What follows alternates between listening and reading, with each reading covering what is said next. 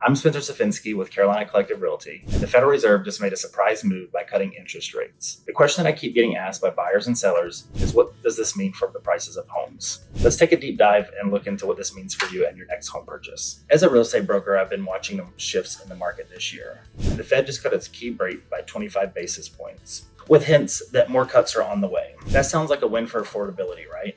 In theory, sure, but here's the twist. Lower rates don't always mean lower prices. Here's why. Mortgage rates have gone down recently, with the 30-year average at about 6.13, which is a big drop from over 7% earlier this year. But in the past, when rates drop, we've seen them go back up because of things like inflation, investor jitters. So buyers this fall shouldn't expect home prices to drop just because rates are lower. Yes, inventory is going up.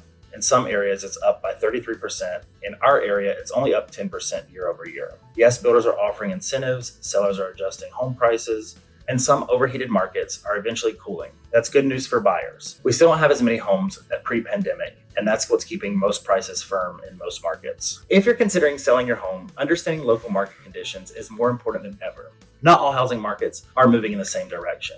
Right now, in some regions, buyers are gaining more leverage, but in others, demand remains strong. Currently in our market, we're seeing a more mix of a balance where some sellers are still having leverage, but also buyers are getting more concessions, longer term to negotiate, things of that nature. This means it's really important to set the right price from the start if you want the results this fall. If you're in the market to buy a home, it's natural to worry about a market crash or a sudden drop in home values. However, experts agree we're unlikely to see a repeat of the 2008 housing crisis. Today's market is fundamentally different in terms of homeowners hold significant equity, mortgage defaults remain low, and while the lock-in effect where current homeowners stay put due to low rates is easing, it isn't anywhere near the point of triggering a market collapse. So if you find a home you like and it fits your budget, it might be smarter to buy now instead of waiting for a better rate later.